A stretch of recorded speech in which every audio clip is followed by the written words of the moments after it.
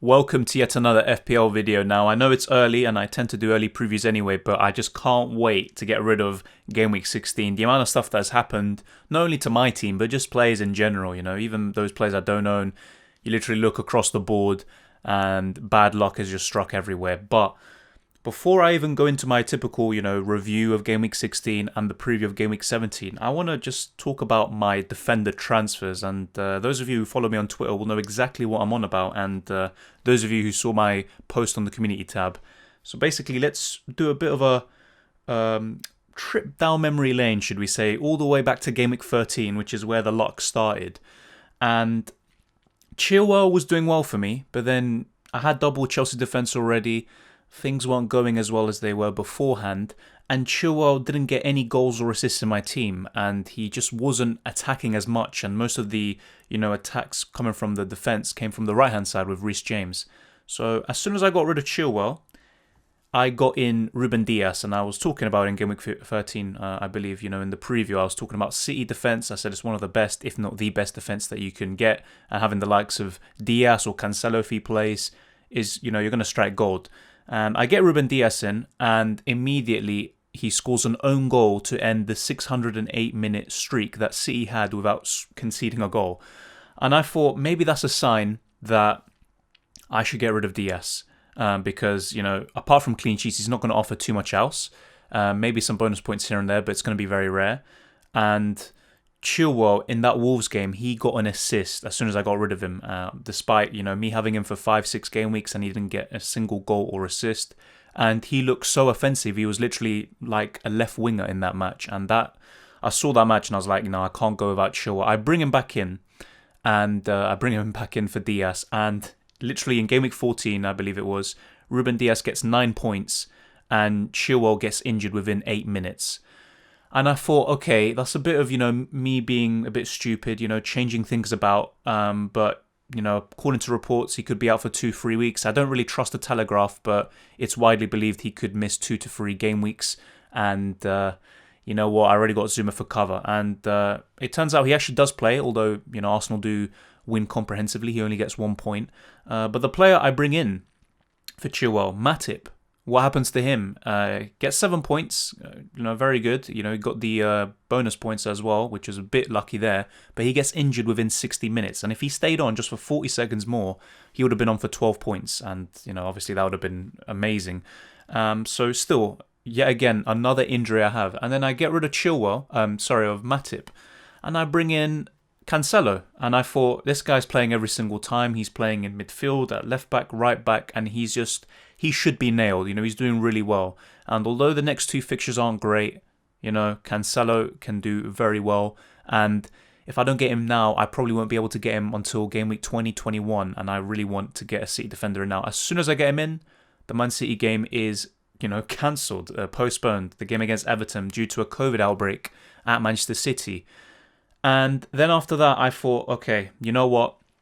It shows the importance of having a good bench because at the moment I really only have Kilman filling in. And although he did play against Manchester United yesterday, Kilman isn't really too reliable to come off the bench. So what do? I bring in Taylor for Kilman. Now, this is a mistake of mine and I have made a few mistakes along this. So I'm not playing the victim entirely.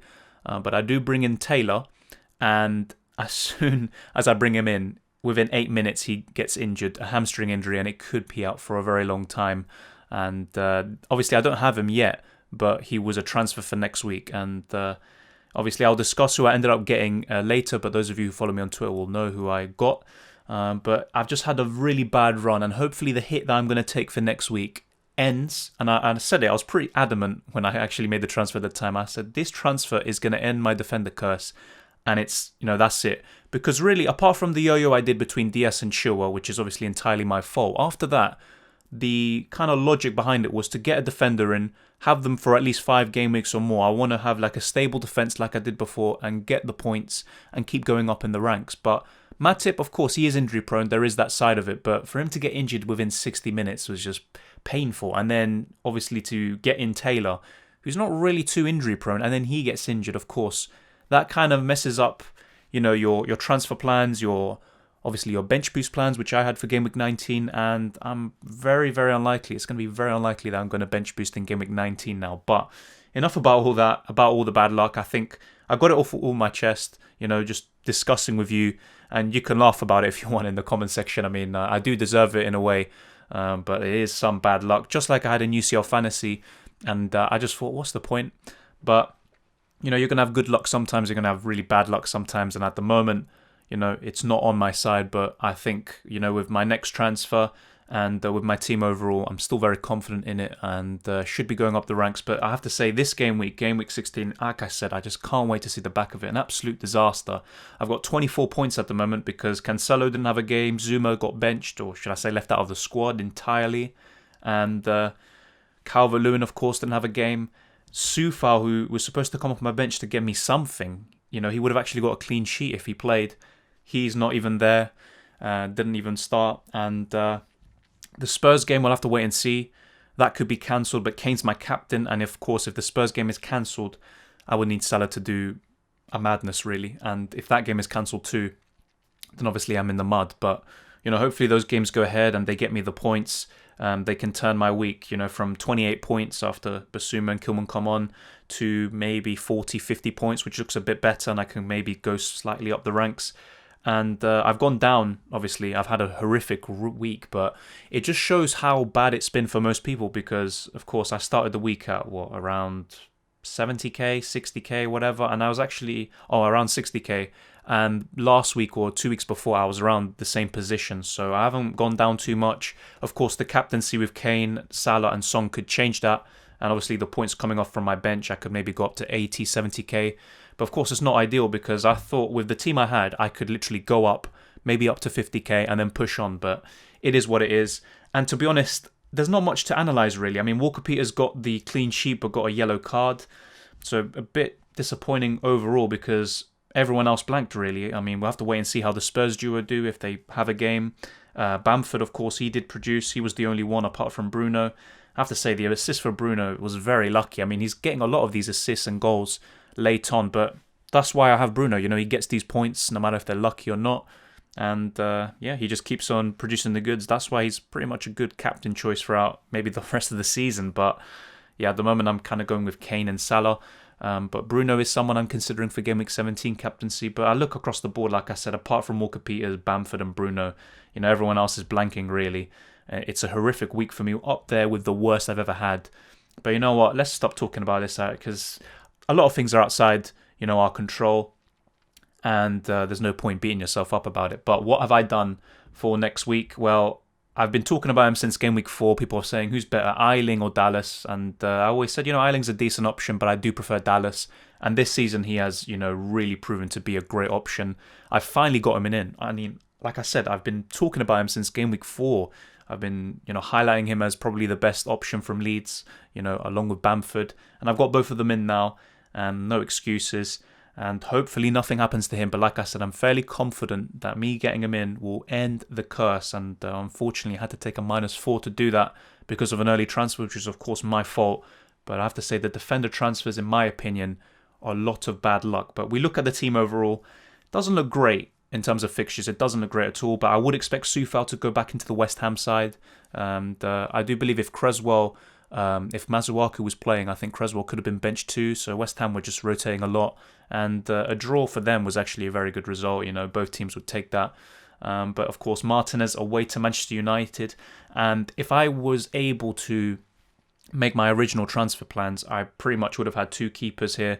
I could have had someone with a much better fixture, at least for this game week, but it is what it is. I don't think I'm going to be bench boosting now. And if the United game is moved to Game Week 18, the one with Burnley, which hasn't been rescheduled yet, if that is moved to Game Week 18, it's a fantastic week to free hit. I know that kind of is a big swing because, in my opinion, I was saying, I look at Game Week 18, I'm not too confident in free hitting there, which is why I might save it. But with Man United, you get more options in defence. You can get Lindelof if he's fit. You can get Bruno, Rashford in midfield, Martial up front, or Cavani. There's a lot of options there, and Bruno would be a great captaincy choice. So if you don't have Bruno, you definitely would want a free hit if the United game is rescheduled. But we'd have to wait and see. So I'm still open-minded. I might still save my free hit for Game Week 18, and it's very important right now to kind of think about your chip strategies and have a clear idea of what you're going to do, because if you do free hit in 18, you're only going to have one free transfer for game week 19, regardless of if you saved up 2 free transfers or not. So that's what I've got in mind. That's why I got Dallas in right now. Have him already for the game week 19 fixtures, and I'm probably not going to be bench boosting there. Definitely not going to free hit in 19. I don't think so. But at the moment, the plan could be to free hit in 18 and triple captain Salah for 19. But like I said, I've always left my options open, which obviously has its pros and cons. And we'll have to wait and see how that goes. But maybe the bench boost to 19, of course, it would have been the ideal thing. But if you're going to take too many hits to, assemble a team full of double game week players, it's not worth it. And I think for game week 26, with a wild card in preparation for that, I could build a team. Pretty much everyone, even on my bench, would have double game weeks. And after that, I can navigate game week 29 with free transfers. So there's a lot of things to consider. But for game week 17 exclusively, like I said, I wouldn't expect the Manchester City versus Chelsea game to continue. And as I've been saying, there is a possibility of the Premier League being postponed, at least for a bit at some point, although news that has come out today have said that the Premier League just aren't considering that at the moment and they want the show to go on. But we'll have to wait and see. Things can change so quickly. And if you remember last time that the Premier League proposed a 2-week, postponement, it ended up being 3 months. So you never know. You can't really trust anything that's coming out at the moment. You have to pretty much be ready for any given situation, which is why I'm saying to all of you, if you can, save your second wildcard. Try to save it because you're going to need it down the line. And try to save your chips. If you've got them already, like the free hit and stuff, try to save them. Of course, 18 might be a great opportunity for you. And I'm not saying don't use it there. But just be aware that maybe it could help you further down the line. And that's why I'm keeping my options open. I've got every single chip available at the moment, which is an advantage. Some people above me haven't used them, or shall I say have used them all, or at least some of them. So I do have that advantage over them. But yeah, like I said, the City-Chelsea game, I don't expect that to continue. So if, that likelihood comes true, Walker-Peters, who faces Liverpool, would be coming in, and it's not a good defence really on paper because Martinez is facing United away, don't expect a clean sheet. Soufal away to Everton, don't expect a clean sheet, although you never know. Dallas away to Tottenham, you would really be relying on an attacking return. I'd be very surprised if Leeds keep a clean sheet there. And I do have the double Spurs attack anyway, so hopefully some way or another I do get the points from that. And Zuma at home to City, if the game does go ahead, he could be a decent choice. It might be a 0-0 or something like that. I could see that happening. But what I do see happening most likely is the game being called off. But in terms of captaincy, I have to say I'm very, torn at the moment because Leeds have been very good in the last 2 games. And ever since conceding 6 to Manchester United, they've kept 2 clean sheets. And in terms of clean sheets, actually, not many teams have more than them. So they actually have been, better than what people give them credit for. But Son and Kane, I just think the way that Spurs play will just be great for them, for Son and Kane. They should be getting points with how expansive Leeds are, and they're going to leave spaces in behind, and Spurs can counter that. Definitely, Dallas bombs forward, Son can get in behind on that left-hand side for Spurs, and there could be havoc there. But who knows at this point? I mean, I could captain Kane or Son. Bruno, though, his form is so hard to go against. So if I'm being honest, at the moment, captaincy is something I'm really torn against. So if the Spurs game doesn't get cancelled and it goes ahead, I'll be looking at how Spurs play. And if Son and Kane still don't look at it, then maybe I would just stick to Bruno or Salah. But if I like the look of the Spurs duo, then one of them could be my captain. So yeah, in my opinion, it's between Salah, Bruno, Son and Kane. I'm not really going to consider anyone else, although Bamford's been very good recently. Calvert-Lewin has had a very big rest now, and he faces West Ham next, so could do something there. But I've got, as you can see here, so many people facing each other. I've got Bruno against Martinez, I've got Cancelo against Zuma if the game does go ahead, I've got Salah against Walker-Peters, Calvert-Lewin against Soufal, Son and Kane against Dallas, so and also Bamford technically. So it's not really ideal, when you have a team full of players who are facing each other. But it is what it is, and long term, I like this team. And apart from maybe Kane to Vardy, and maybe Basuma to, say Souček or Saka, not really considering too much else in my opinion, because I just like the look of it. And what I really like about the Dallas transfer is that it gives me yet another option. I'm going to have more defensive selection headaches, but it's very important now because if I had Dallas on my bench, let's say last week, or should I say for game week 16, 12 points, coming in rather than Kilman with 2, far better asset. And Dallas is definitely worth the money, and he's going to go up in price again. And wouldn't be surprised if by the end of, let's say Game week 1890, Dallas is 5 million. I wouldn't be surprised at all. He's pretty much this year's version of Lundstrom. But yeah, as you can see, not too confident with this team in Game week 17. And pretty disappointed with how Game week 16 has turned out with COVID-19, injuries and rotation. Just hoping for much better in Game week 17. And for Game week 18, we'll have to wait and see. But, let's see if City actually do play, if Cancelo can actually play for Game week 18. Hopefully he can. But I might still free hit there, I have to say. But keep your options open. Obviously have a plan, but try not to be rigid. Try to be flexible. I've been saying this all the time, especially this season with how COVID-19 can impact any given game. And hopefully the Premier League keeps on going and the COVID cases, go down. But realistically, they're going to keep going up. And it might reach a point where the Premier League have to take action and postpone games. But we'll have to wait and see. There's nothing else we can do but just try to hold all of our chips and try to be patient. And of course, I've made some mistakes along the way, especially with the defender transfers, as I've discussed.